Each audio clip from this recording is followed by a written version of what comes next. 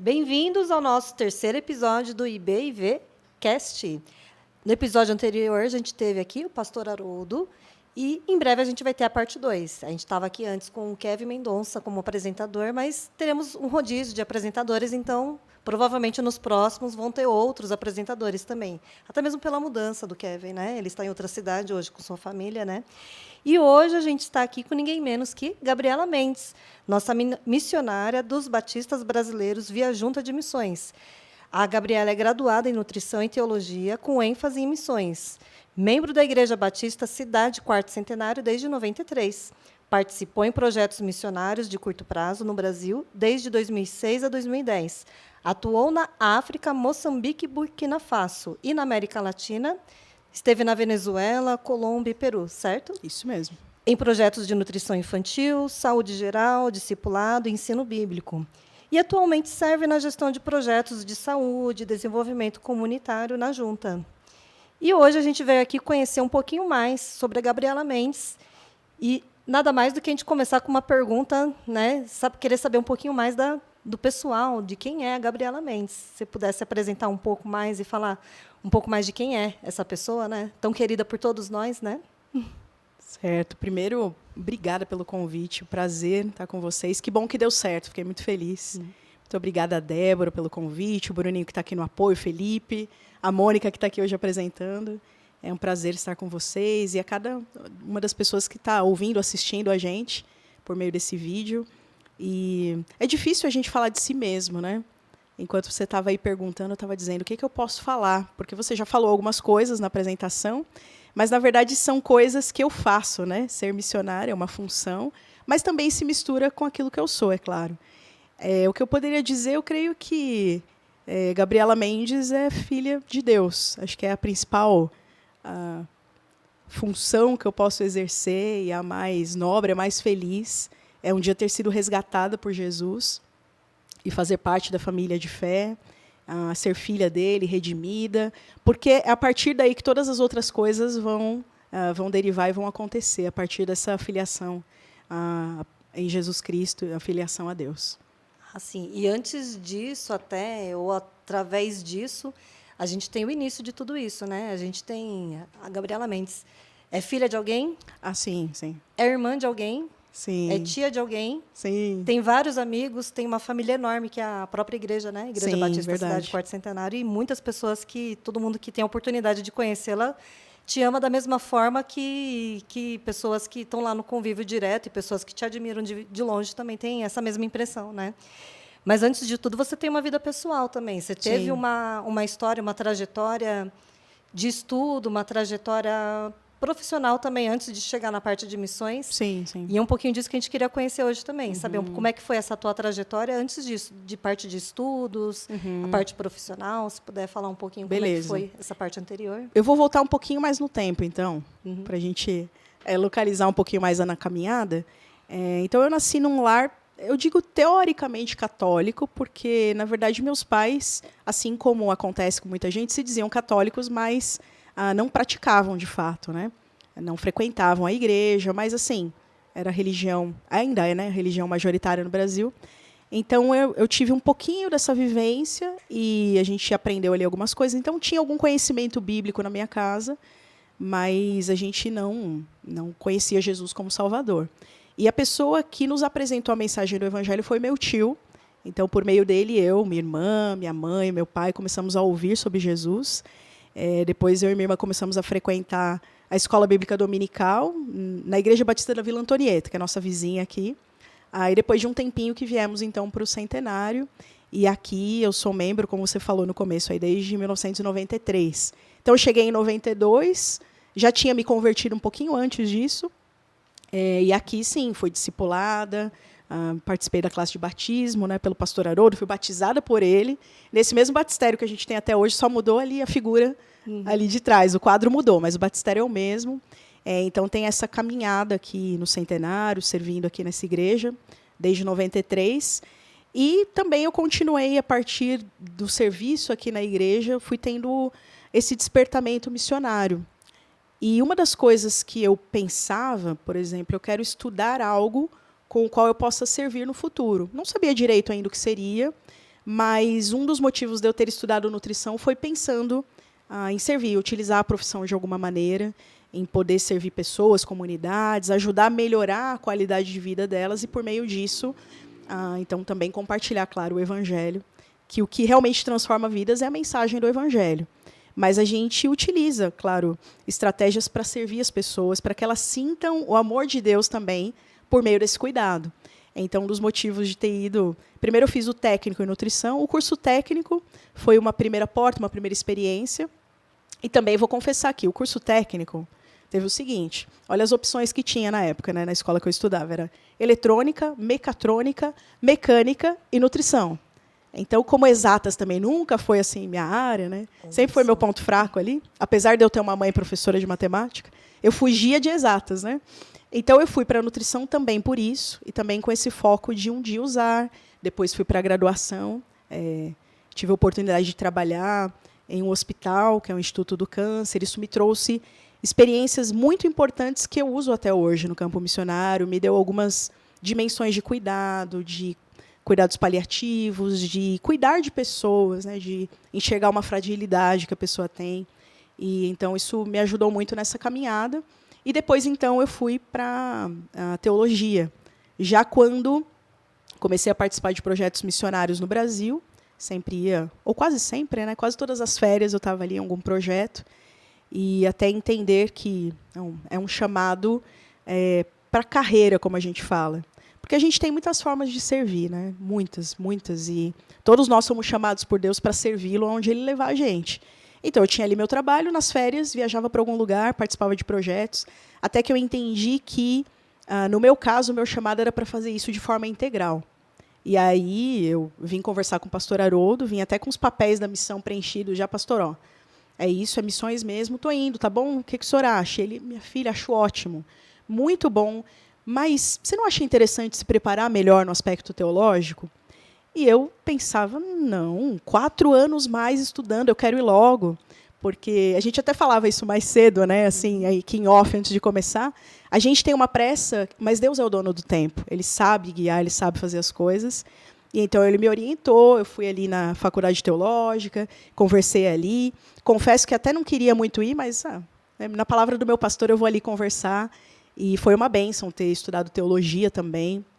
Acrescentou muito para o ministério, acho que complementou, porque eu já tinha a questão técnica da nutrição, e a parte teológica também, isso me ajudou muito, me ajuda até hoje, claro. A união aí das duas graduações tem me ajudado bastante no serviço, no desempenho da tarefa missionária.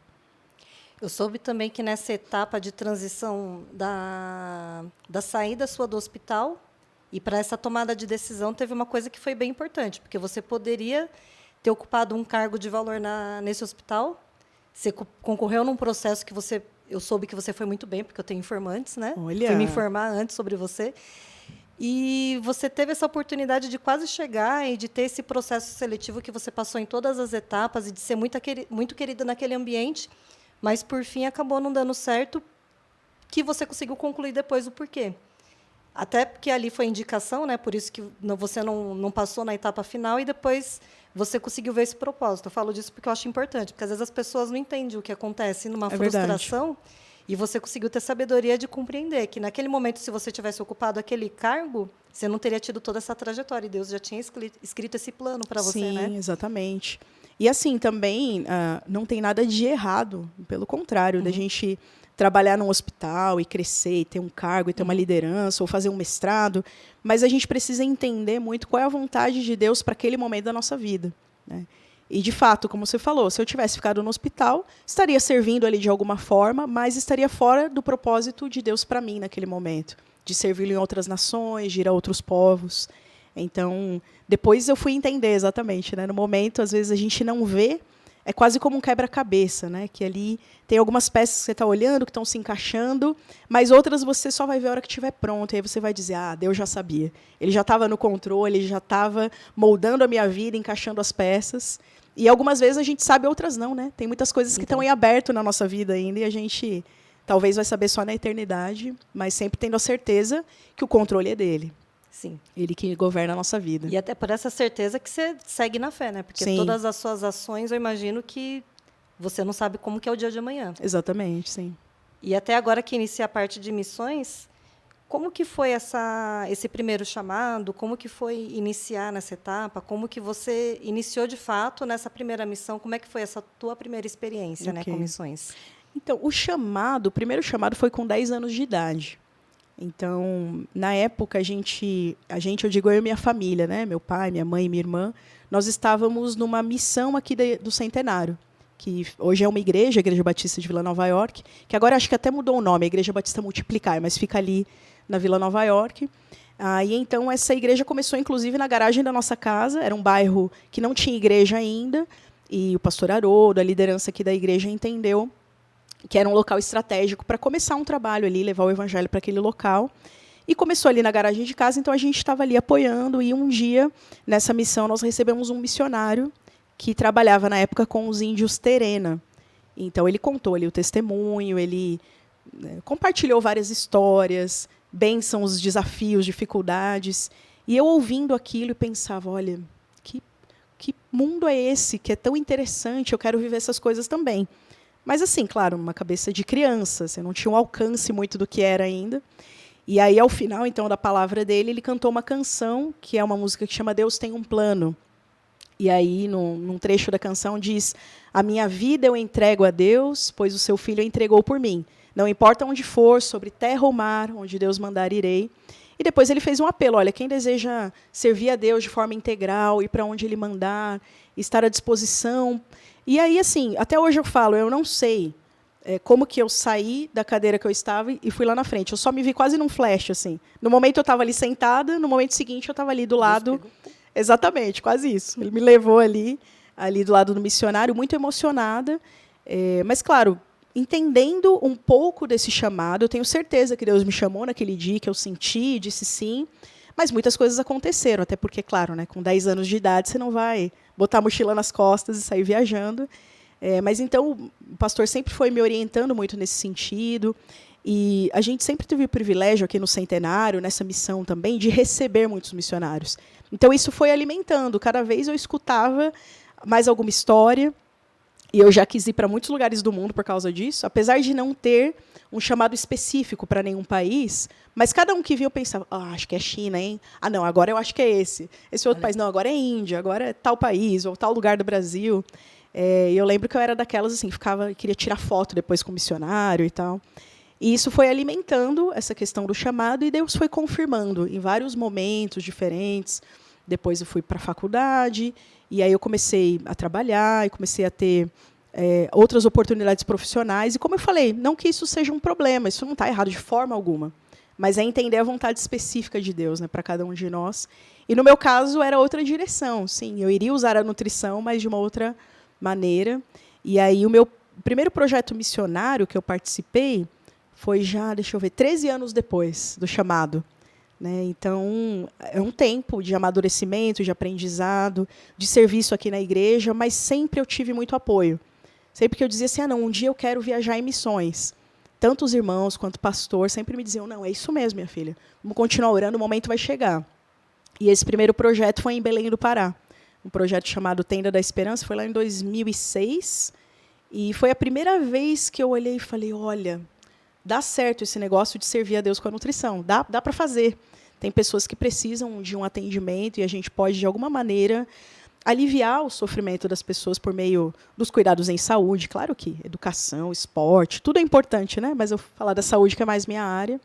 Então, foi essa primeira, quase que uma virada de chave para eu entender que sim, que podia servir daquela forma mesmo. E, desde então, eu comecei a viajar em projetos missionários no Brasil. Aí, como eu estava falando antes, né, cada férias eu estava num canto, até que Deus foi confirmando realmente de viver disso de uma maneira integral, né? E depois aí que eu terminei teologia, eu fui para Moçambique, foi minha primeira experiência fora do Brasil. E aí um pedaço do meu coração ficou na África, né? E continua lá até hoje. Eu amo outros países também, outros continentes. Cabelo. Também, é verdade. Passou por várias experiências difíceis, né? É verdade. Algumas coisas difíceis, mas tempo muito abençoado também. E aí, então, em campo transcultural e missões mundiais, eu comecei em Moçambique, né? Foi lá em 2011. e depois 2013 em Burkina Faso, que foi onde eu permaneci por mais tempo. Sua trajetória foi bem interessante, porque você passou por várias experiências. Sim.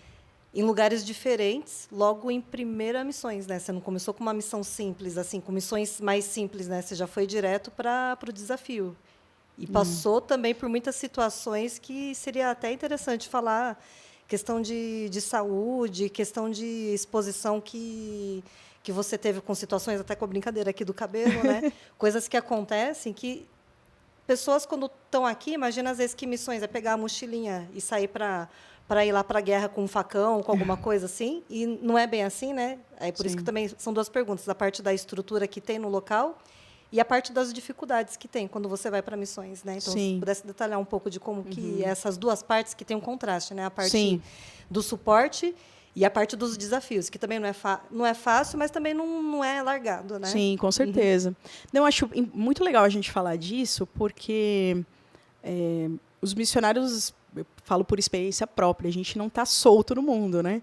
Nós fazemos parte de igrejas locais e essas igrejas são nossa base. Aqui o Centenário é minha base, minha raiz, e é a partir daqui que eu posso ir para outros lugares. E também a Junta de Missões Mundiais é uma organização que tem atuação em muitos países e tem muita estratégia. Então, a gente não vai solto para um país, por exemplo, chega lá, como você brincou, mas é verdade, às vezes a imagem é essa, né? Botar uma mochila nas costas, facão aqui na cintura e vai desbravando. Claro, existem situações difíceis, mas sempre há uma estrutura para a gente chegar num país, há pessoas para nos receberem lá, há igrejas locais que já têm parcerias com a junta. Quando não há igreja, por exemplo, em países mais fechados, onde existe restrição para a pregação do evangelho, onde a igreja não é livre, mas sempre tem algum contato. Alguma pessoa ali estratégica que vai te receber, que vai ajudar ali nos primeiros passos naquele país. Então, é um trabalho muito importante que a Junta faz para, sim, dizer que a gente tem uma base, que é a igreja local, mas também tem uma organização que funciona a partir disso. A partir de igrejas locais no mundo inteiro, é uma rede de apoio, né, para que a gente não fique solto, seja recebido com uma estrutura e possa desenvolver bem o trabalho também.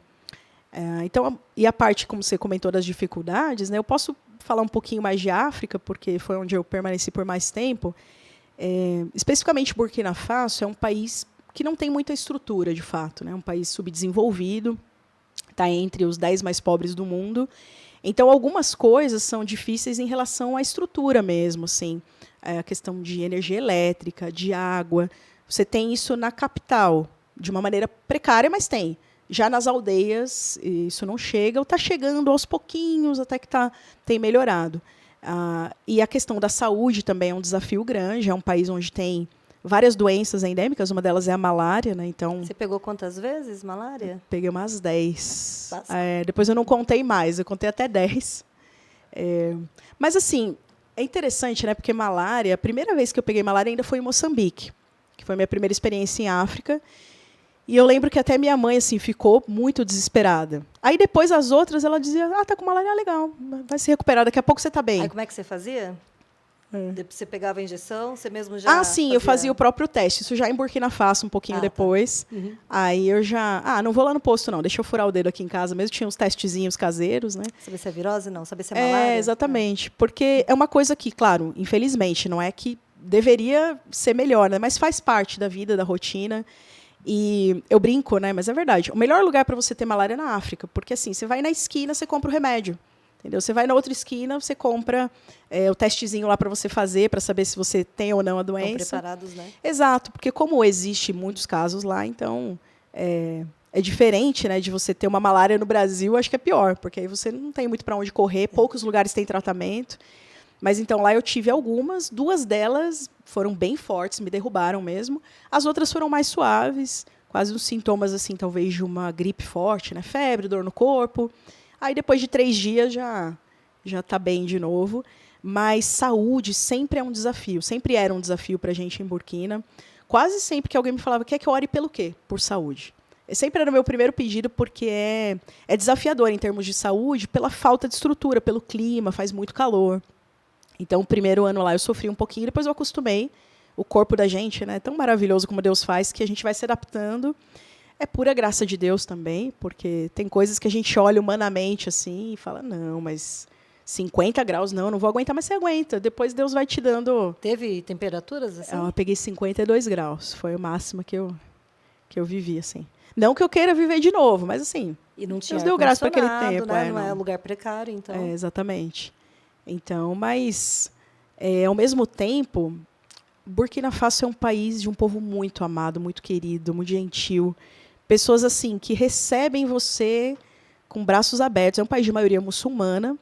Então, às vezes, a gente pode pensar, não, os muçulmanos são muito frios, ou então são muito radicais. Não, é uma pequena parte dos muçulmanos que vão ser aqueles radicais que não querem nem conversar com pessoas de outra religião.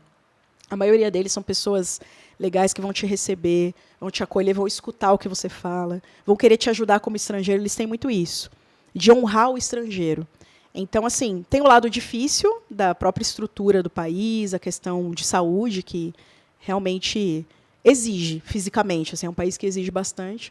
Mas o outro lado de você ver gente tão aberta, tão gentil, tão sedenta pelo evangelho. Então, isso era muito compensador também, né? Uma coisa acaba que compensa a outra, claro, porque Deus sempre dá, né? Aí as soluções, os escapes, a alegria naquilo que a gente está fazendo, apesar da dificuldade.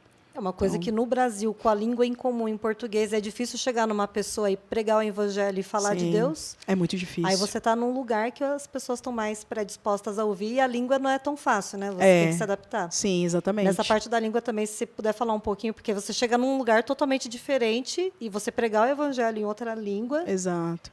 É interessante até porque Moçambique também é língua portuguesa, mas é o mesmo idioma, a gente se entende, mas é a língua oficial do país. Muita gente não fala português. Então, tem vários outros idiomas e as pessoas, por exemplo, que não foram para a escola não falam português. E aí tem outras línguas locais. O português acaba sendo ali a ponte. Mas mesmo o português tem muitas palavras diferentes. Tem umas palavras que até me chocavam um pouco, porque são palavras feias para a gente. Claro que eu não vou citar aqui, mas assim, se um dia, gente, vocês forem para Moçambique, Portugal, assim... O que você vai ouvir não é bem aquilo. Sempre dá uma segunda chance, porque tem coisas que para a gente chocava assim, não, pera, isso é outra coisa. Então é a mesma língua, mas tem essas questões, né? Já em Burkina Faso, a língua oficial do país é o francês. Então eu fiz algumas aulas aqui só assim para, como a gente brinca, né, para não morrer de fome, para saber assim, tipo, tô com fome, onde eu compro isso, onde é o banheiro, é importante saber também. Bem importante. As coisas básicas, assim, para saudar as pessoas, cumprimentar. Mas eu aprendi de fato lá. Eu fiz aula lá com o professor burkinabé, né, que é quem nasce em Burkina Faso. E foi muito legal porque ele é um sociólogo também. Então, ele trouxe essa parte também cultural, muito junto com a língua. Está muito junto, né? Língua e cultura se misturam muito. Mas em Burkina é a mesma coisa. Francês é língua oficial. Tem outras 72 línguas. Nossa. No país. Dialetos, né? Exato. Então, para cada lugar que você vai, para cada cidade, você vai ter outras línguas que são faladas ali. E, principalmente, as pessoas mais velhas, muitas delas não falam francês. Então, aí você tem que usar o francês como ponte. Eu aprendi um pouco da língua marcá, que foi o povo com o qual eu servi mais diretamente lá. Mas eu consegui, assim, desenrolar. Eu nunca fui fluente na língua marcá. E agora eu esqueci muita coisa, né? Porque já faz um tempo que eu voltei de lá. E é uma língua muito local. Não tem material escrito. Aliás, agora tem um material escrito que é a Bíblia. A tradução da Bíblia, que está caminhando. Tem uma equipe que está lá trabalhando com isso. Mas não é um material que você consegue ir lá no Duolingo, né? Acessar ali uma plataforma. Exatamente. Então, eu acabei perdendo bastante. Mas sim, eu usava ali para me comunicar, para fazer as consultas, para as coisas básicas eu usava o marcá, e para conversas mais profundas, para uma pregação, estudo, aí sim, eu ia para o francês e alguém me ajudava nessa tradução. E sempre também, nos lugares que você vai, sempre tem mais alguma pessoa também que já está há mais tempo ou não também, mas você nunca entra sozinha em missões, né, quando você vai geralmente pra assim, o primeiro campo tem alguém que já está lá mais há alguns anos, que é mais experiente, que já tem uma vivência. Digo assim, alguém, quando eu falo, é algum brasileiro, geralmente. Depois, para os outros campos, não necessariamente. Não é que você vai estar lá sozinho, vai ter uma rede de apoio, uma igreja que vai te receber, mas não necessariamente alguém que vai trabalhar junto contigo. Aí já muda um pouquinho, porque a ideia é assim, bom, agora você já teve uma primeira experiência, Então, Então, seu a partir trabalho de é todo agora, independente até, né? Seu trabalho, sim. você entendeu o que é o local, você entendeu qual é o seu apoio, você já atua livremente. Exato. Quando eu fui, por exemplo, para Burkina Faso, quem me recebeu lá foi a Cristiane, uma querida, minha amiga, e ela estava lá há 5, 6 anos já, e ela me recebeu e, assim, a orientação da junta para mim foi no começo o seguinte: não, mas o que eu vou fazer? Primeiro, vai estudar a língua. Não, mas eu quero fazer... Não, estuda a língua. Você precisa dominar o francês para você conseguir se comunicar com as pessoas. Depois de estudar francês, que você vai tentar aprender outras línguas, mas o francês é o básico para você viver aí. E acompanha a Cris em tudo que ela for fazer. Então, a Cris vai pagar conta de água, você vai com ela. Porque a gente precisa aprender a viver no país, né? Claro, você está ali trabalhando, mas tem a vida prática. Você tem que saber onde compra uma cebola, por exemplo, e como é que compra cebola em francês, entendeu? Então, pedir outra coisa, né? Exatamente. Aí, aonde a Cris eu ia junto com ela e seguia. Então, ela me ensinou muito, mas depois a gente trabalhou em projetos diferentes. Ela trabalhava com a fabricação de sabão com as mulheres e eu já na área de nutrição infantil. Mas toda a base do aprendizado do país foi por meio da vida dela que eu fui aprendendo, assim. E o legal de missões é que você não vai lá... Claro que o principal e mais importante é o evangelho, mas você não vai lá levar o evangelho para alguém que está passando fome tentando ouvir o evangelho. Você vai fazer um trabalho completo junto com a equipe que está fazendo isso. Ela está dando uma forma de trabalho para aquelas mulheres, você está levando a parte de saúde, nutrição, vendo como é que está a situação do pessoal. Então, é um trabalho elaborado, não é só a questão de passar o evangelho puro. Como é que vai passar o evangelho para... O pessoal que está vivendo uma situação... A barriga roncando. A barriga roncando, não está conseguindo nem se concentrar e não percebe que aquele momento não consegue absorver a informação. Com certeza. Né? É muito importante esse olhar integral do ser humano, né? E a gente, como cristão, precisa pensar isso. Porque a gente é alma, claro, mas a gente também é corpo. Corpo que tem fome, que tem doença, a mente que tem problemas, às vezes tem ansiedades... Então, quando a gente pensa em evangelho, é tudo isso. O evangelho transforma onde chega, porque ele vai transformar de maneira integral as pessoas. É claro que não adianta você só cuidar do físico e deixar o espiritual. Mas também estar ali no espiritual, como você falou, né? Jesus te ama, mas espera aí, minha barriga está roncando, meu filho está doente, Como e a gente, ama, né? Como é que percebe? E a gente também nunca vai resolver todos os problemas, porque infelizmente o mundo é caído. Então, as mazelas estão aí, a corrupção, os problemas, as doenças, desastres naturais, mas a gente é luz, a Igreja de Cristo é luz. Então, aonde nós vamos, a gente precisa levar a transformação, porque é isso que é o Evangelho, a transformação da nossa vida em todas as esferas da nossa vida. E falando em comida em campo, como que é essa parte de alimentação, comidas diferentes, como que você tem alguma experiência diferente para contar, que a gente sabe que tem, então a gente quer ouvir, essa experiência é muito boa. Certo. Em geral, assim, eu não tenho muita dificuldade com comida. Eu gosto muito de comer, né? E como quase de tudo, assim. Poucas coisas eu não gosto. Acho que não tem nada assim que eu não coma de jeito nenhum, né? Então, eu nunca tive experiências assim muito complicadas. Mas se você for pensar no mais diferente, foi em Moçambique, que eu tive a experiência de comer rato em Moçambique e ratazana. São duas coisas diferentes. Então, o rato é um ratinho de plantação pequenininho, assim, que chama imbeua, lá na língua local. E aí, um dia eu estava lá na casa de uns amigos, eles falaram, você quer provar? Mas o que é? Não, a gente não vai te falar o que é, experimenta. E eu fiquei assim, será que eu provo? Para eles estarem falando assim, é porque é alguma coisa muito diferente. E aí eu falei, bom, deixa eu experimentar, porque assim, um dia alguém... Eu posso, sei lá, tá com uma autoridade, numa casa, com toda a formalidade, as pessoas vão me oferecer, é melhor eu já ter tido essa experiência prévia. Então, eu provei, mordi ali o imbeua, mas aí, Japinha, quando eu virei, que eu vi os dentinhos, o olhinho, aí me deu aquela coisa, gente, nossa, não, ele não pode ter olhinho, não. E aí eu percebi que era um ratinho, mas assim, eu não gostei do sabor da carne, um sabor meio amargo. Mas é uma coisa que eles gostam demais lá. É um petisco. Você sai na rua e você tem assim amendoim, banana e imbeua, que é esse ratinho ali que eles fazem na brasa. É algo que eles gostam de comer. Não é uma questão por não ter comida ou por necessidade. É algo que eles realmente gostam. Mas, para mim, aí uma das meninas lá da igreja falou, não, tia, você comeu errado, tinha que temperar. Vamos comer de novo? Eu, não, tá bom, já tive a minha experiência, tá tudo certo. E aí, depois, uma segunda vez, aí já foi numa aldeia. Estavam oferecendo um almoço para a gente. E aí, um dos pratos ali servidos era uma ratazana. Tinha frango também, tinha outros pratos, arroz. E aí tinha lá uma ratazana, mas essa aí já estava assim, filezinho, com molho de tomate, aí eu gostei. Porque não viu o rostinho. Provavelmente, eu não tive essa coisa de... Mas também é difícil, É difícil olhar no olho do que você vai comer, né? Não então, gostei da experiência. Que proposta diferenciada, né, no lugar. Mas assim, isso é muito cultural, né? É algo que... A comida faz parte da cultura. E agora, recente, por exemplo, que eu estive no Peru no mês passado... Retrasado, né? Foi em julho que eu... Aliás, não, mês passado mesmo que eu voltei de lá. Em agosto. No Peru, é comum comerem porquinho da Índia. Ai, gente. Que pra gente é um bichinho de estimação, né? É difícil isso, fofinho, assim. Eu não comi, escapei dessa experiência. Mas, claro, se eu fosse a uma casa e tivesse ali servido na mesa... Porque algumas vezes eu tive a opção. Alguns amigos me levaram, não, a gente vai te levar num restaurante típico, o pessoal da igreja. Então, eu podia escolher entre vários pratos. Aí eu desviei ali do porquinho da Índia, porque, para mim, ele é fofinho. Eu olho como um bichinho de estimação. Para eles é um alimento. Aí a gente pensar, né? Para nós, a gente come carne de boi, de vaca, naturalmente. E acha normal, né? E acha normal. Na Índia, não é nem que é fofinho, é um animal sagrado. Então, é até uma blasfêmia você comer carne de boi. É muito ligado à cultura, né? Por isso que a gente até usou aqui a palavra diferente, porque é apenas diferente, né? Às vezes o que é, entre aspas, aí, estranho para um não é para outro, então...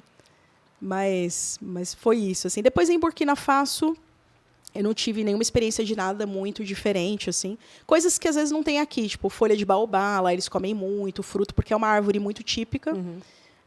Mas já não é um bicho, né? Então, não tem olhinho, né? Mas então, situação assim de sentir fome por ter deixado de comer algo, pelo jeito você não passou, assim. Não. Mesmo porque você não tem problema com experimentar as coisas. Até o ratinho, mesmo assim. Eu gosto de experimentar. Eu tenho curiosidade, assim, de olhar um prato e falar, o que é típico daqui? Para mim, faz parte até da experiência, da cultura, do lugar. Então, eu gosto, sim, de experimentar. Mas, podendo não ter olhinho, é melhor, né? A comida. E uma coisa que a gente conversou antes dessas experiências diferentes é uma coisa que o pessoal de lá não sabia o risco que eles estavam correndo com você, né? Que praticamente teve aula prática no volante lá, né? Mas faz parte da situação, né? Porque o que eu ia perguntar, na verdade, era para vir antes, né? De como você se locomove nesses lugares. Em alguns lugares, eles têm algumas facilidades, mas depende de você ter essa coragem. Porque tem gente que aqui no Brasil, igual você, no Brasil você não dirige. Só que por várias questões, mas eu só queria que você falasse um pouco, porque eu sei o propósito seu lá. E por que você se aventurou nisso e situações que você tenha passado na locomoção. Eu já tinha habilitação no Brasil, mas não tinha experiência. Nunca assim, me interessei muito por dirigir aqui e tudo. E também tem a questão que São Paulo é um lugar mais fácil, né, para você andar de transporte público e tal. Agora, com aplicativo, então, ficou mais fácil ainda e tudo. Então, acabava que não me interessava muito. Mas lá, o que acontece? Na capital de Burkina Faso, até você consegue se virar, é a palavra, com o transporte público. Não é o ideal, o ônibus passa a cada 3, 4 horas. Mas tem tipo uns táxis que funcionam, mas não é táxi como no Brasil. É táxi que funciona como ônibus. Ele faz aquela rota pré-estabelecida. E entra 7 pessoas no carro que é para 4. Nossa. Mas vamos que vamos, entendeu? Então, você consegue, é possível. Já na aldeia, que é onde tem o projeto, a clínica de nutrição, foi onde eu morei por mais tempo, não tem como. Você precisa ter o seu próprio transporte. Não tem transporte entre as aldeias. Entre as 2 maiores ali, você até tem, mas entre aldeias menores, para você se locomover. Então, muita gente acaba tendo moto, bicicleta. E poucas pessoas têm carro, né? E a junta tem um carro lá, tem até hoje, inclusive, o pessoal continua lá usando. E tinha um carro lá à nossa disposição dos missionários para a gente usar esse carro. Então eu olhei e falei, agora eu tenho que me aventurar aqui e aprender a dirigir na prática, né? Eu sabia a teoria só. E aí eu comecei, então, a pegar mais experiência. E depois aí ficou natural para mim. Eu virei motorista de noivos, né? Era Jeep, né? Levando noivos. Era um carro alto, assim, grandinho, né? E aí, até porque, né, estrada de terra, então na época de chuva atolava muito, tem que ser um carro um pouquinho mais alto, senão você fica pelo caminho mesmo. E muito buraco também e tudo mais. Mas aí o carro era ambulância, porque eu levava o povo para o hospital. Várias vezes eu fui motorista de noivos, né, que é muito legal assim, essa experiência. E eu penso assim, nossa, para quem nem não dirigia, agora motorista de noivos, legal que Deus faz, né? E as surpresas que ele traz para a gente. E para o projeto era muito útil, assim, realmente, porque eu enchi o carro com as coisas. Muitas coisas, até pela configuração do país, você precisa comprar na capital, porque nas aldeias você já não encontra. Então, eu lotava o carro, viajava sempre com o carro cheio, né, para levar as coisas para lá e para cá. E Então, era uma forma também de servir, né, de alguma maneira ali com o carro. E aí era um propósito bom, porque gostar de dirigir eu não gosto, não. Eu tenho medo, eu fico estressada, mas lá eu não tinha medo, não. Acho que eu acostumei, né, com o trânsito, com a maneira ali do local. Muita moto, muita moto. É um mar de motos que tem lá, assim. Mas, no fim, todo mundo se entende. E aí a gente vai ali passando e vivendo essas experiências interessantes de servir de formas diversas, né? Como motorista, por exemplo. Era interessante. Que aí você teve interesse porque tinha um propósito. Aqui Exatamente. você anda com carro de aplicativo, porque não tem necessidade de falar. Tem um motivo lá, era você que precisava estar ali para resolver as coisas. Deslocar, estar nos projetos, é verdade. E até você seria a pessoa-chave mesmo para ajudar eles, né? Não, eu estou com medo, eu quero que vocês me levem. E aí não, ali tinha que... Exato. Né? E até eu tinha anotado aqui uma frase aqui, porque eu e a Ju, a gente está desde domingo. A Gabriela Mendes, mais conhecida como Ju, né? Sabia que uma hora ia sair o apelido, né? Enfim. Exatamente. Mas a gente está desde domingo pondo papo em dia, porque, assim, como sempre está em missões, quando está aqui, quando tem oportunidade, e agora, mais recente, mais ainda, e a gente gosta de estar perto e conversar, a gente gosta de absorver bastante informação, até do trabalho missionário e dela como pessoa, né? Aí tem uma frase que a Gabriela Mendes falou para a gente, que é bom ter do que abrir mão. Sim.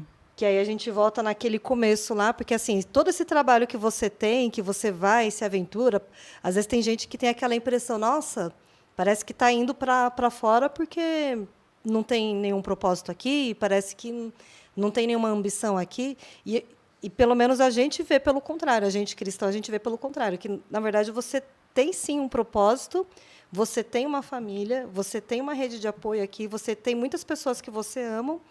E essa frase que a gente colocou antes, que eu vou chegar para você falar, que você falou, é bom ter do que abrir mão, porque você fez uma escolha, você tem uma situação aqui que você tem sobrinhas, que eu sei que você ama muito, Sim. que deve ser muito difícil quando você tem que sair, ir para o campo missionário, ficar 6 meses e voltar depois de tanto tempo, só que a gente sabe que quando você vai, você não fica ausente de mente, né? Você está sempre presente de outras formas, Sim. em oração para cá e oração daqui para lá também. E como que é? Você está nesse campo missionário e um pouco ter que abrir mão. Uhum. Você ter feito essa escolha, você fez consciente, mas um pouco ter que abrir mão do físico, né? Não do emocional. Como que é essa situação emocional para você? Essa frase realmente me marcou muito. Foi uma amiga uma vez que me falou isso, no sentido de que é bem isso que você falou, né? De às vezes a gente tem outras opções e outras coisas, mas você entende que há um outro caminho a seguir. Então, abrir mão é doloroso, mas é bom também você olhar e falar, não, eu não estou aqui servindo em missões porque eu não tinha mais nada para fazer, ou porque ninguém me ama, ou porque eu não tenho família, ou porque... Mas, ao mesmo tempo, é difícil, é doloroso, essa distância física. Para mim, é a parte mais difícil de missões. Não existe nada que me pegue mais o coração do que isso. Então, a gente fala assim de adaptação cultural, de aprender outra língua, de entender os sinais de outra cultura. São desafios. São coisas que nem sempre é fácil. Depois a gente se acostuma e aprende a viver e amar o país. Como eu sempre falo, né? Volto para Burkina Faso, que é um país muito amado até hoje. Então, a gente vai aprendendo a viver lá, mas o começo não é fácil. Mas, para mim, nada disso se compara a essa distância física, né? Como você falou, as minhas sobrinhas, por exemplo, minha mãe, meu pai, minha irmã, meu cunhado, meus tios, primos. Nós, irmãos da igreja. Com certeza, eu ia chegar nisso também. Os amigos, a igreja. Porque, assim, aqui eu estou em casa, né? Estou no meu conforto, cercada por gente que eu conheço, que eu amo muito. Então, essa parte é complicada, assim.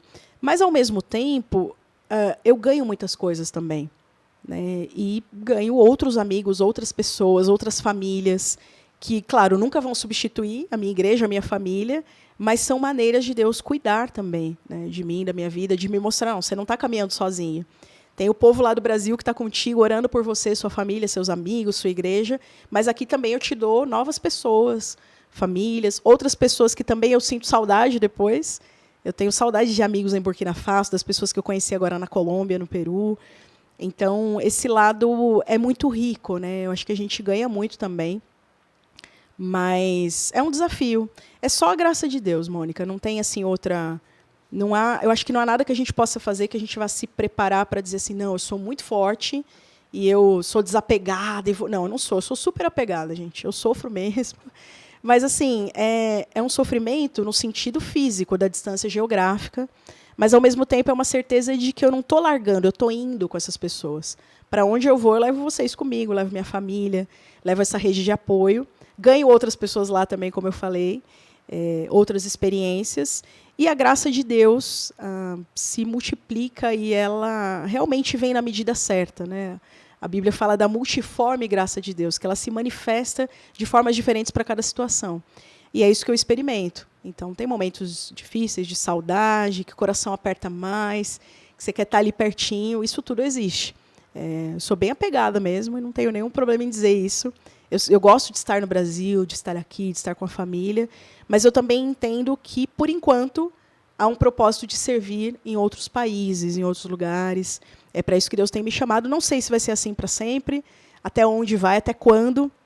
Pode ser que tenha um momento que eu sirva a partir do Brasil, de São Paulo, porque o importante é a gente servir aonde está, né? E aonde Deus vai levando, a gente entender qual é o propósito dele para a nossa vida nesse local. E eu não sei se foi bom o início do seu propósito, vou associar a mim.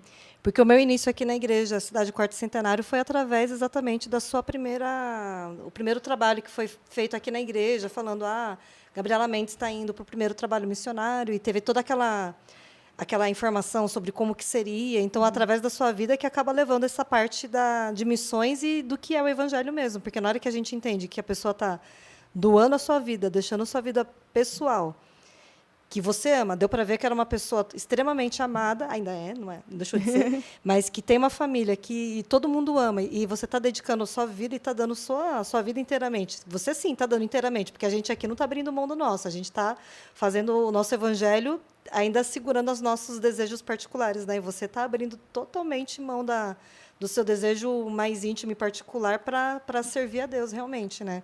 Mas é realmente através da sua vida que consegue mostrar o trabalho para pessoas como eu, que comecei aqui e consegui entender o evangelho através desse início, né? Não sei se você sabe, mas foi até com a música Sonda-me que teve. Então, toda vez que eu escuto essa música, parece que associa muito ao trabalho missionário, Gabriela Mendes. Então, é através do seu trabalho em vários lugares que traz essa mensagem. Com certeza, Deus já planejou para que você estivesse em vários lugares para passar a mensagem desse jeito também, né? Eu sou muito grata a Deus por isso. Eu não tenho nenhuma pretensão de ser exemplo, inspiração, né?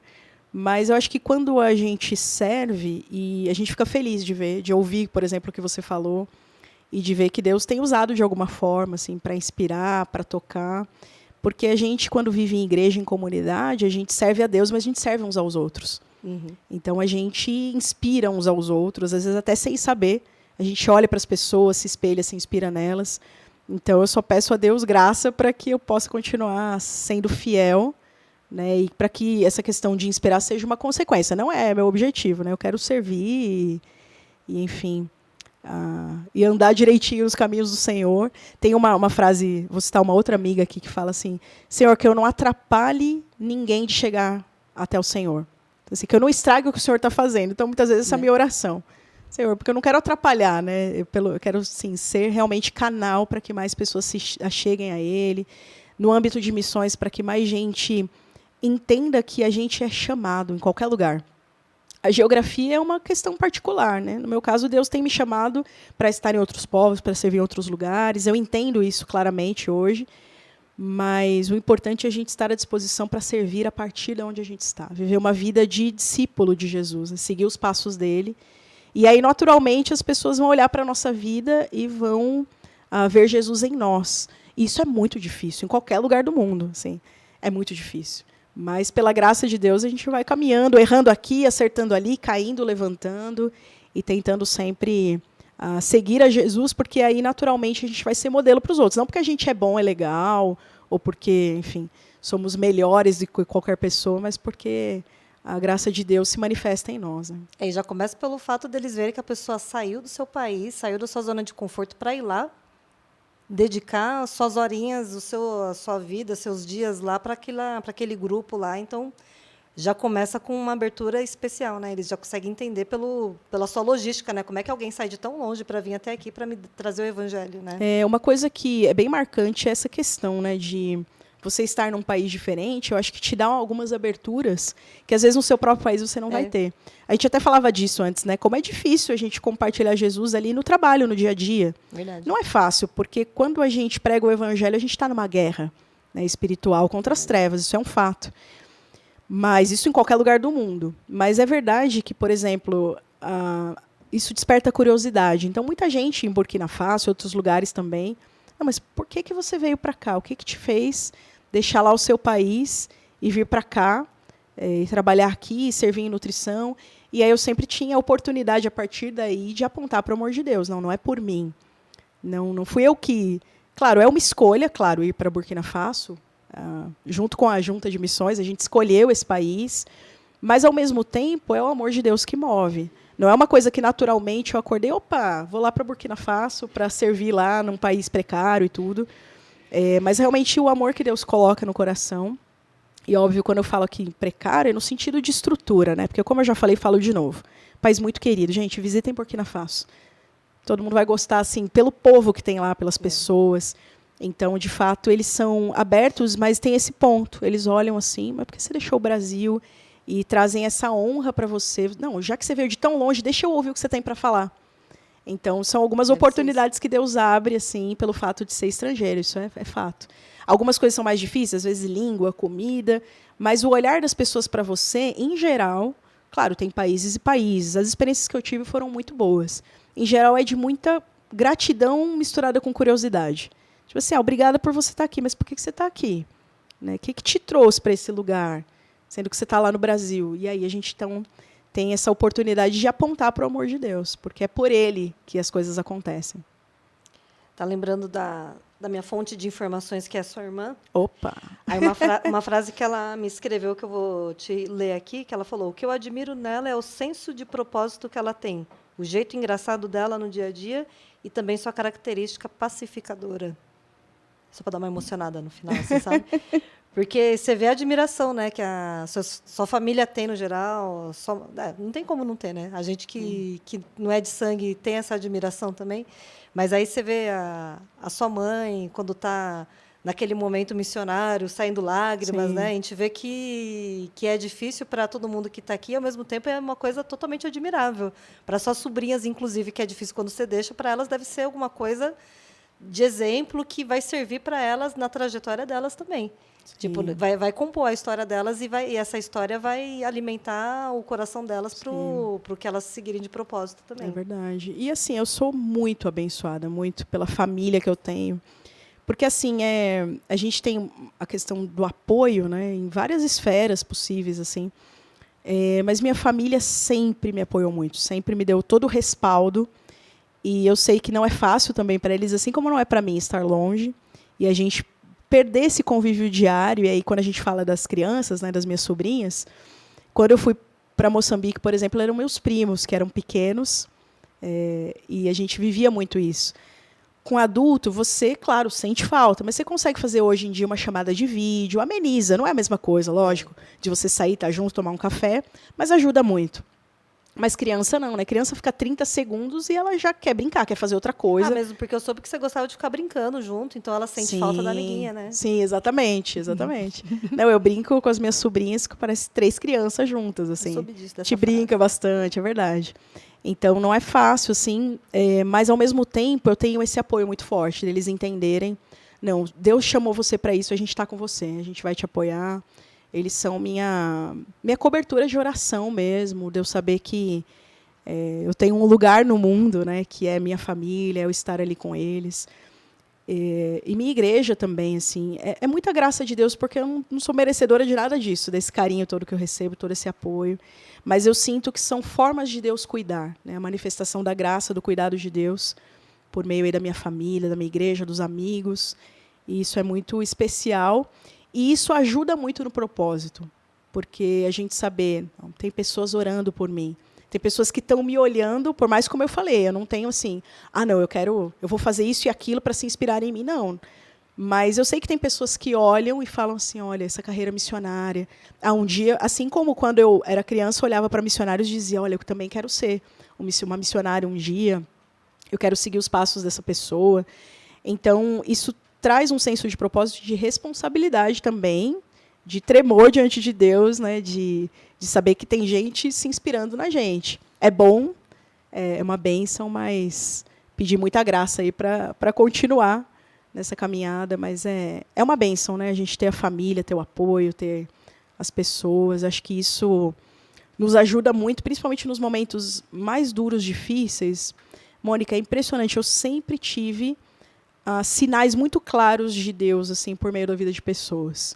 Então, por exemplo, quando eu sofri o acidente de carro lá em Burkina Faso, foi uma sequência de coisas, na verdade, né? Eu estava ali eu tinha recém mudado para a aldeia, que é um local onde tem uma presença de feitiçaria muito forte, muito mais do que na capital. Na capital tem muitas igrejas, muitas não, tem mais igrejas, né? É um país muçulmano, mas na capital está a concentração ali de igrejas, e já nas aldeias não. O evangelho, em muitas delas, ainda não chegou. Então eu senti assim muita dificuldade para dormir. Eu tinha ali nas 2 primeiras semanas me sentia assim o coração pesado, um aperto no coração. E aí depois de um tempo, aí essas 2 semanas, teve o acidente de carro que, né, não foi nada grave para mim, para o pobre do carro foi, né, acabou com o carro, mas foi um milagre mesmo assim. O Senhor me salvou da morte naquele acidente. E nesse momento uma pessoa entrou em contato comigo e falando assim: olha, eu estava vendo um vídeo no site da Junta de Missões Mundiais, e na hora que eu vi o vídeo da Gabriela, eu pensei, eu preciso orar por ela. Eu não sei quem ela é, mas eu preciso orar por ela. Nossa, é amiga de uma amiga muito próxima minha. E essa amiga dessa amiga entrou em contato com ela e falou assim: vem cá, você conhece a Gabriela? Porque assim, eu senti que eu tenho que orar por ela, que ela está passando por uma prova muito grande, mas para ela não esquecer que Deus está com ela, que o Senhor está cuidando dela, que Ele vai preservá-la e ela vai continuar trabalhando lá para a glória dele, para ela não desanimar. E esse recado chegou até mim, e essa pessoa nem sabia do acidente, não sabia nada do que tinha acontecido. E já teve outras situações, aquele dia que você está assim: Senhor, será que é isso mesmo? Que saudade, que calor, que vontade de estar, sei lá, em qualquer outro lugar. Porque a vida, gente, tem dias bons e ruins em qualquer lugar do mundo, né? Normal. Não é porque a gente está no Brasil que os dias vão ser todos felizes, não é porque está em Burkina Faso que os dias vão ser todos tristes. Não, a vida é assim, né? Tem dias bons, ruins e tudo. Então, às vezes, aquele dia que você está mais desanimado, cansado, aí vinha, assim, sei lá, de 3 pessoas diferentes, uma mensagem ali: ser forte, corajoso, o Senhor Deus está contigo. E eu falava: tá bom, Senhor, obrigada, o Senhor está comigo, então vamos em frente. E Deus usa as pessoas, né? Eu gosto muito de eu não vou lembrar a igreja aqui agora, mas que tem uma frase que diz assim: as pessoas precisam de Deus, mas as pessoas precisam de pessoas. E eu sinto muito isso na minha vida, assim. Como Deus usa a gente para ser bênção na vida do outro, né? E o outro para ser bênção na vida da gente. Então, isso Deus sempre me amparou muito, assim. Isso por meio da vida de família, de amigos, de igreja, mas até de gente que eu nem conheço direito, que de alguma forma Ele falou com aquela pessoa e eu soube que estava orando por mim. Então, é muito interessante. Deus é bom.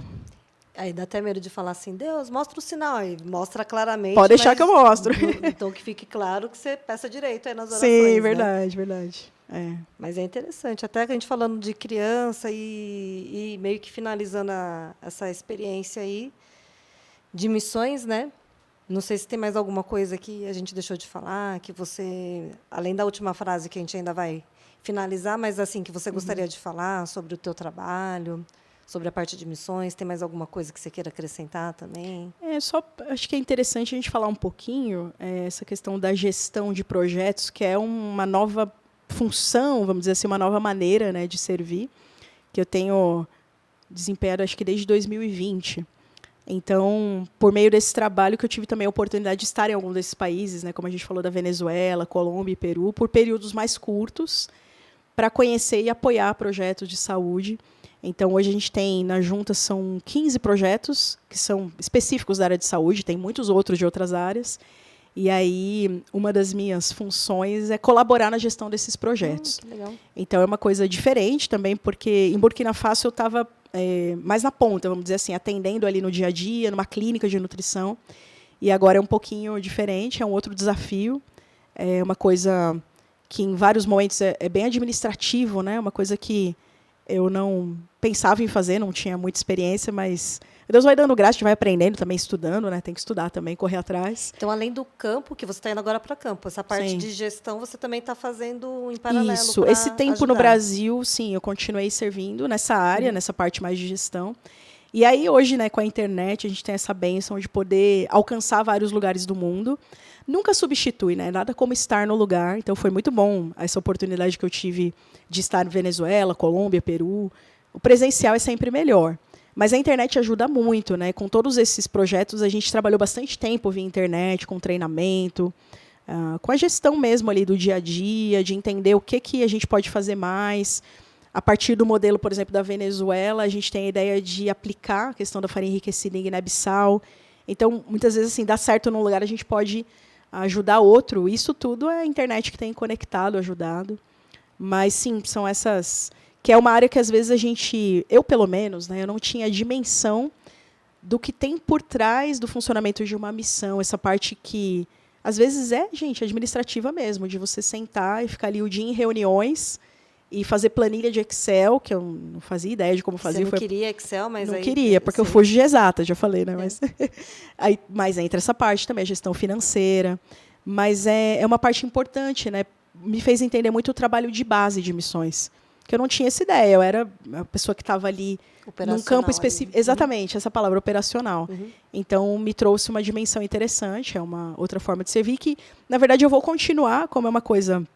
Via internet a gente consegue fazer, né, de qualquer lugar do mundo. Então, indo para outros lugares, a ideia é servir em projetos locais, claro, mas também seguir nessa função aí da gestão. E profissionalmente falando, a gente sabe que para ter uma boa gestão, você tem que conhecer o operacional. Sim, então, verdade. Você não ia conseguir fazer uma gestão se não tiver com ali certeza. vendo o dia a dia e fazendo operacional. Sim, saber sim. qual é a dificuldade, saber o que você consegue absorver dali também, né? Exato. Então faz parte também. Até continuar no trabalho operacional faz parte também para com certeza, entender, né? com certeza. E é um trabalho que também a gente não imagina, né? Porque são coisas que você vai agregando do seu trabalho que você já tem, que faz toda a diferença, que é a parte de saúde, alimentação, né? Sim, verdade. E você cria trabalho, aliás, você resolve várias etapas, né, daquele grupo. Sim, esse junto é o processo. com a equipe lá, mas... Sim, sempre tem um gestor local, que é responsável direto pelo projeto. E eu digo a gente porque é uma equipe, né? Eu sou da área da saúde, mas tem uma pessoa para a educação, uma pessoa que cuida da parte de defesa de direitos, desenvolvimento econômico. Então, cada um de nós assessora projetos específicos aí de cada área. Que acaba funcionando como uma empresa mesmo. Sim. Tem várias funções, várias atividades que até a gente tinha comentado, né? Sim. Então, é uma organização. É uma organização, mesmo. Exatamente. Não é um trabalho aleatório. Missões, vou servir. Igual você já comentou. Sim. Mas claro que o mais importante é essa primeira disposição. Vou fazer. Mas toda a organização, né, tudo aquilo que a gente pode fazer de forma com mais qualidade, mais profissional, também eu creio que a gente tem que fazer o melhor para o Senhor, né? Sim. Então, quando a gente trabalha para Deus, aí que tem que ser o melhor desempenho possível, porque a gente está servindo a Ele, né? Então, por isso que você aprendeu a mexer no Excel também, né? Exato. Tive que aprender a mexer no Excel. Ainda eu não sou expert, não, mas me viro já. Mas fez parte de falar, senhor, tá bom. Tá bom, vamos pro Excel, exatamente. Né?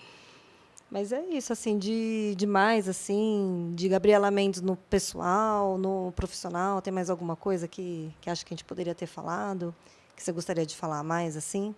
Não, acho que é isso. A gente acabou falando bastante da família, né? Que eu acho que é uma parte importante da minha vida. Eu falei, claro, lá a primeira coisa, a filiação em Deus, com certeza, mas como você bem pontuou, né? Existe uma origem, uma família, e que isso é muito precioso para mim. E a partir daí, então, algumas coisas acontecem. Claro que a partir da conversão é uma mudança de vida. Embora eu me converti ainda criança, mas é interessante um ponto aqui que você falou da frase da minha irmã, né, de eu ser pacificadora. Jesus me transformou, tá? Porque quando eu era criança eu não era, não. Aproveitando, deixa eu contar uma história. Eu batia nos coleguinhas tudo. Então. Tem uma história de quando você viajou para o sítio de um tio-avô e tinha uma porca. Ela tinha dado cria. Aí a Gabriela Mendes se encantou pelos porquinhos filhotes. Aí não deu outra, ela queria trazer para casa. Então ela fez um plano, pensa que a Gabriela Mendes é, né, toda certinha? Não. Aí chamou o priminho, ainda chamou o priminho. Ainda envolvia o primo no crime. Falou lá para o sítio, pegaram um leitãozinho e esconderam embaixo da cama. Sim, achando que ninguém ia perceber, né? E porque, aí assim, super fácil você esconder um porco, né? Mas eu escondi embaixo da cama. A da mamãe ficou muito brava e é claro que o porquinho não ficou quieto embaixo da cama. Claro, né? Aí descobriram. Nossa, e hoje, quando eu estava lá na padaria comprando as coisinhas, eu vi uma porquinha, só que eu não tinha lembrado dessa história. Eu falei... E tinha tudo a ver. Eu fiquei olhando para a porquinha olhou para mim, porque eu tinha lembrado Tá daqui. Aí depois vendo? eu falei, eu devia ter pego a porquinha. Exato, é. Eu Olha. era uma criança, assim... eu não fui muito de aprontar muita coisa, não, mas eu era estressada, eu batia nos então. amiguinhos. Só para todo mundo saber que Exatamente. não foi santa. Assim, Então, eu sou pacificadora hoje em dia, assim, ainda bem, hoje né? em dia, Deus foi me transformando, assim. Já lutou com pessoas que queriam bater na sua irmã, Exatamente. Né? Principalmente para defender minha irmã. O motivo principal das minhas brigas, as tretas na escola era esse aí. Então, para defender minha irmã. Mas sempre foi um propósito, né? Não foi exato. Não era à toa, não era à toa. Embora a defesa dos animais eu soube que era no estilo Felícia, né? Sim, eu era de abraçar muito. Assim, né? Eu sempre gostei, é verdade. Extremamente carinhosa, ninguém entende, né? O que é. Na minha cabeça, eu ia cuidar melhor do porquinho do que a mãe dele, né? Então, na cabeça da criança. Vou levar ele para São Paulo, ele vai ser muito feliz lá em casa. E ninguém vai perceber, claro. Não, lógico que não, imagina. Imagina, quem que vai perceber aquela... Né? Não deu certo, aquele gente. Pequenininho, a gente teve que devolver o porquinho depois. Que nem faz barulho, né? Imagina. Então é isso, assim, eu acho que a gente queria passar um pouquinho do teu pessoal, um pouquinho da parte de missões, que todo mundo já conhece, mas tem gente que não tem, não tem essa visão, tem gente que não conhece a Igreja Batista, não conhece o trabalho de missões, não sabe o que é, né? Sim. Eu acho que deu, né, produção? Tem alguma coisa que eu deveria ter perguntado? Se tivesse, pronunciei agora. Eu sei que depois, é o momento. Depois a gente tem um lanchinho, porque a gente gosta de tratar bem nossos convidados. Muito obrigada. Com particularidades que ela gosta, porque a irmãzinha deu a dica, então a gente tá vendo? Obrigada, Joy, pela... caprichou dando as dicas. Eu falei, vou ir todas as dicas lá e a gente preparou esse momento para receber. E sabe que essa semana é o momento da sua viagem. Então, verdade, está chegando. Depois de amanhã. É um momento mais emotivo, que deve já estar se preparando emocionalmente, né? Verdade, sim. Oi. Então, peraí. Faltou uma pergunta do roteiro, é porque eu pulei o roteiro. A produção está aqui dando produção falando. Dando a dica. Na verdade, analisando os vários lugares em que você já esteve, como que você enxerga a realidade do cristianismo hoje, no mundo de hoje, né?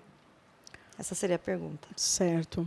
Bom, pensando, por exemplo, ali no noroeste da África, Burkina Faso, outros países que eu visitei, eu morei em Burkina, mas eu pude também ir ao Senegal, ao Togo, para conferências e tal, o tempo também.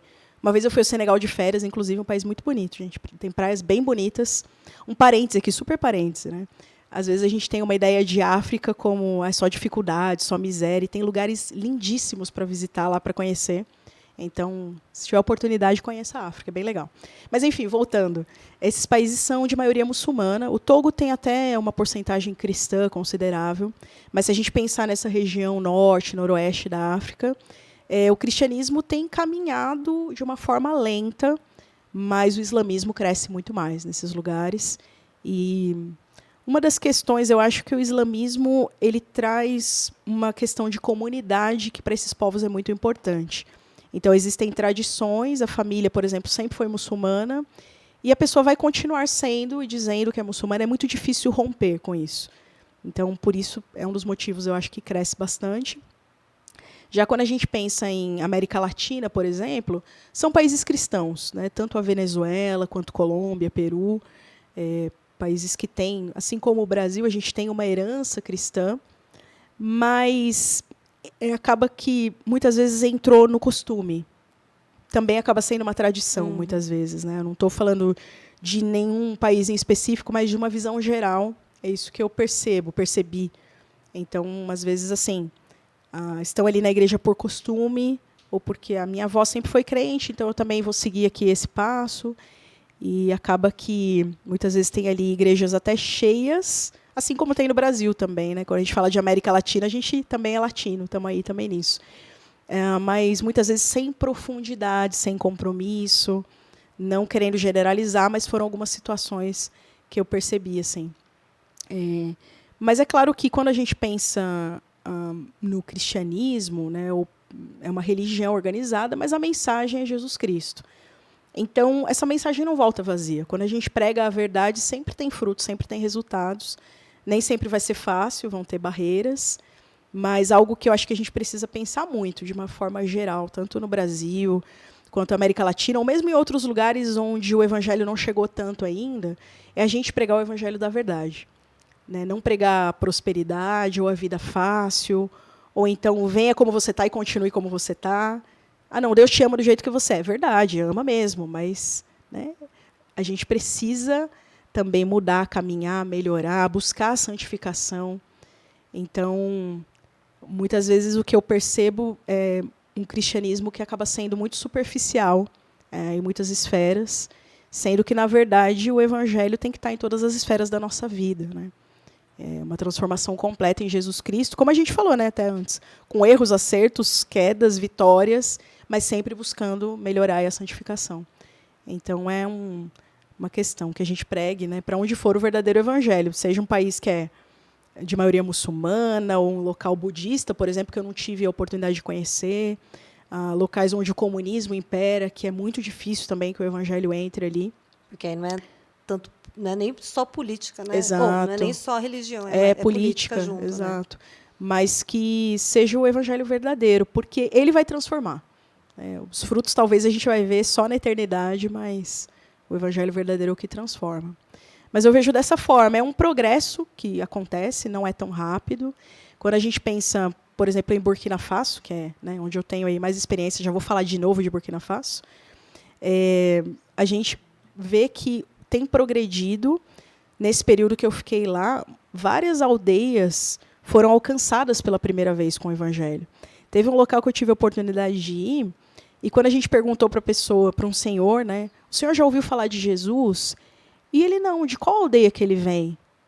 Aí colocou uma cadeira e pediu para o filho fazer chá, para a hora que Jesus chegasse, Jesus ocupar aquela cadeira e tomar chá.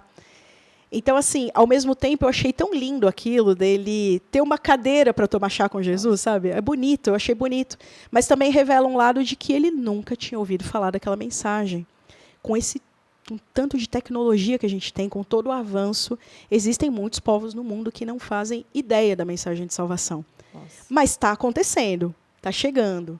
Né? O evangelho tem entrado, o cristianismo tem aumentado nesses lugares como consequência da pregação do evangelho, as pessoas têm vindo a Jesus, e é uma luta diária, é um progresso, embora lento, mas eu vejo que tem acontecido e pessoas estão sendo alcançadas. Sim. E nesse tempo que você esteve em campo, teve alguma vez que você fez parte ou presenciou alguma conversão assim, que foi marcante para você? Você viu, através de algum trabalho, assim, alguma situação especial que você possa relatar aí? Teve uma situação que ele já faleceu, infelizmente, né? Mas faleceu e está com Jesus, então está tudo certo, né? Está no céu. Ele era um dos chefes dos feiticeiros daquela aldeia. Ele era o terceiro em poder na feitiçaria. E ele teve uma hérnia, precisou fazer uma cirurgia. E o hospital fica a 80 quilômetros da aldeia onde ele mora, que é onde tem a clínica de nutrição também. E a família veio até a clínica e perguntou se a gente poderia ajudar fazendo os curativos. Porque, imagina, ele recém-operado pegar 80 quilômetros de estrada de terra para fazer os curativos no hospital. É inviável isso, né? Então, a gente, embora a clínica é uma clínica de nutrição, mas assim, a gente fazia um pouquinho de tudo, né? Curativo, atendia adultos também. No começo eram só crianças, depois a gente ampliou para os adultos. Então eu falei, a gente tem os materiais aqui, por que não? Mas tem uma coisa, vocês precisam ir até a casa, porque ele não consegue vir até aqui, ele não está podendo andar, está recém-operado. Então a gente ia até a casa dele ali, dia sim, dia não, para trocar os curativos, para lavar ferido, pós-operatório. E em cada vez que a gente estava lá, a gente, senhor Sere, a gente pode orar pelo senhor? Pode, claro, minha filha, ora aí. Então a gente orava por ele. Isso foi se repetindo assim por várias semanas, e a partir daí, então, a gente perguntou se ele gostaria de receber visitas de mais pessoas da igreja, não só da gente que trabalhava na clínica, mas o pessoal da igreja poderia visitá-lo. Ele, claro, pode vir. E então o pessoal começou também a visitá-lo, a levar a mensagem do evangelho, a mensagem de esperança, a orar por ele. E aí, num dia eu estava lá na clínica e chega o pastor Coné, um amigo muito querido lá, correndo, pastor lá da igreja, e falou assim: não, você não sabe o que aconteceu. Eu falei, o que, pastor? O que aconteceu? Não, o senhor Serê. O senhor Serê, sim, recém-operado, né? Ele operou da hérnia, está ali sofrendo, coitado. Não, mas você não sabe o que aconteceu. Ele confessou Jesus. O pastor, glória a Deus, que notícia boa. Não, eu acabei de sair da casa dele, ele disse que entendeu a mensagem, entendeu o amor de Deus. Nossa. Por meio desse cuidado, ele começou a perceber que Deus o ama, que Deus olha para ele, porque ele não sabia disso.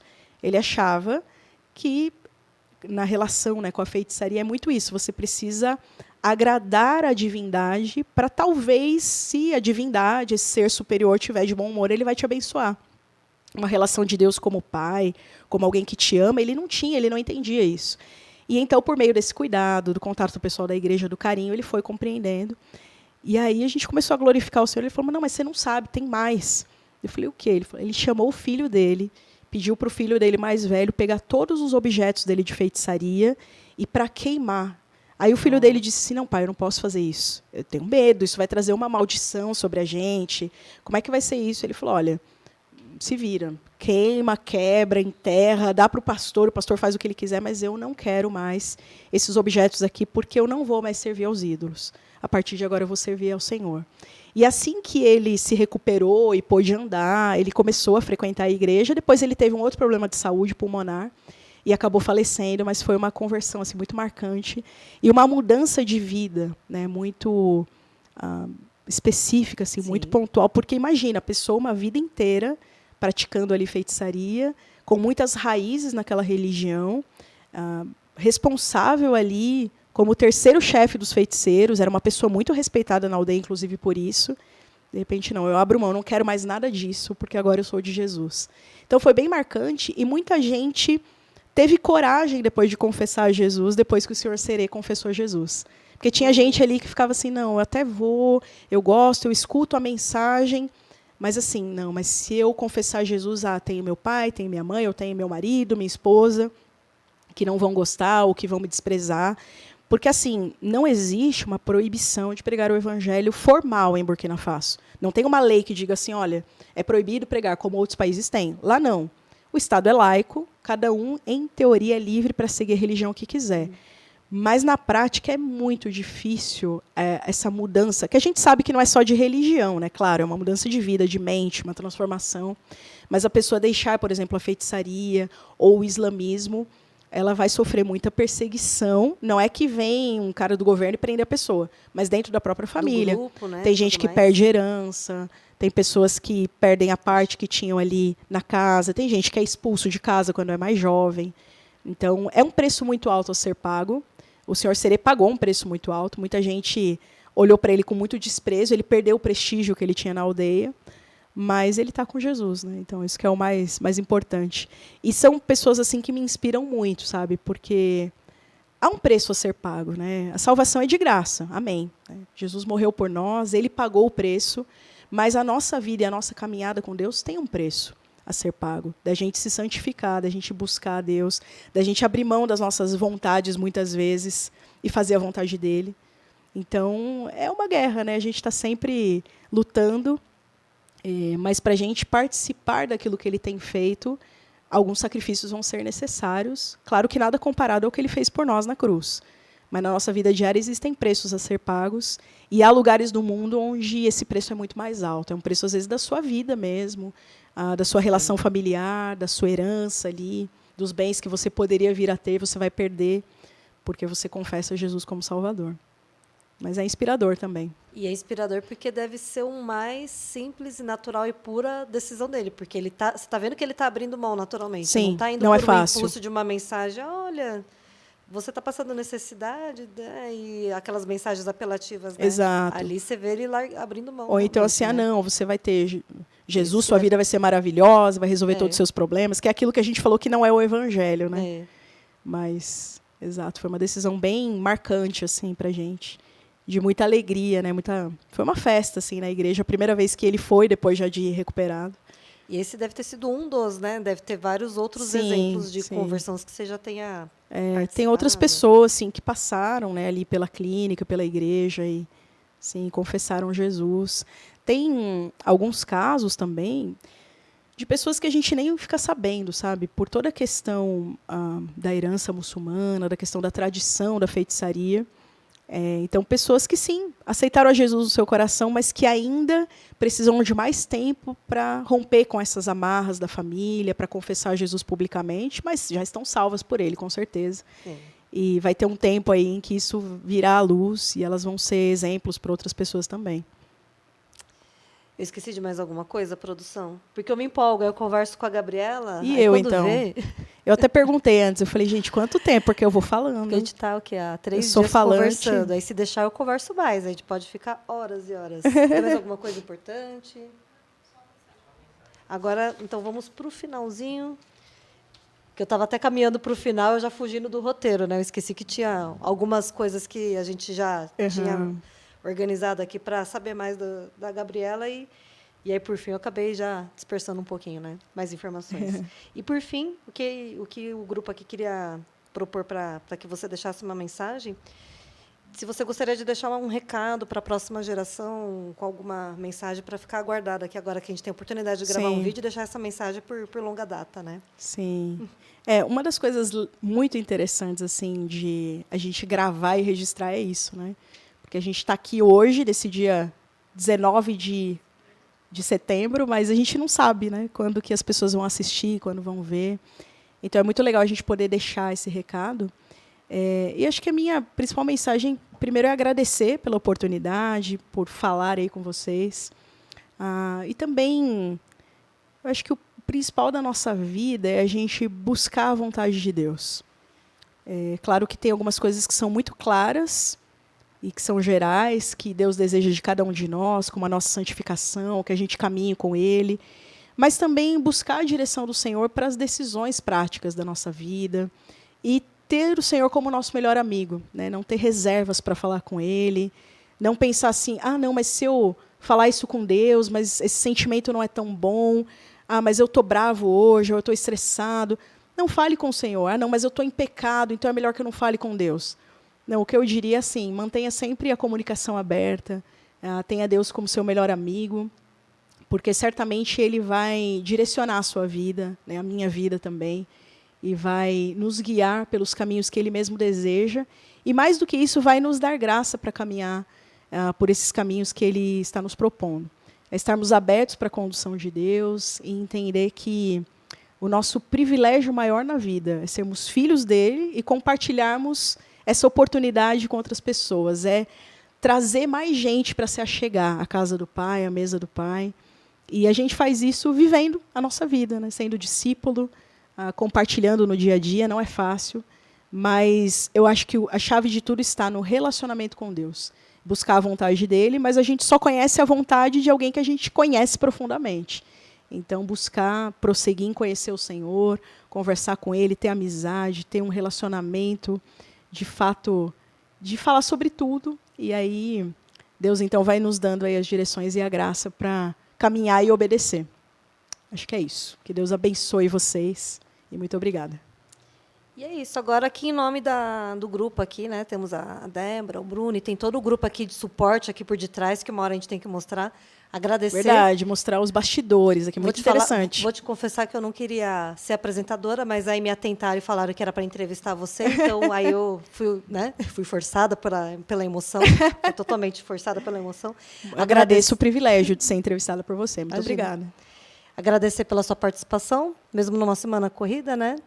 Agradecer a todos aqui por ter participado do IB&VCast. E esperamos agora ter uma próxima oportunidade para uma próxima gravação aqui. Esperamos ter outros também com a Gabriela Mendes, né? Isso aí. Então, muito obrigada, viu, por ter vindo, por ter participado. Eu que agradeço. Foi muito bom. Obrigada aí pelo papo, pelos aprendizados, pelas trocas. Muito enriquecedor. É bênção mesmo. Obrigada. Amém. Deus abençoe, viu? Amém. Tamo junto. Valeu, Japinha. Obrigada. Tchau, tchau, pessoal.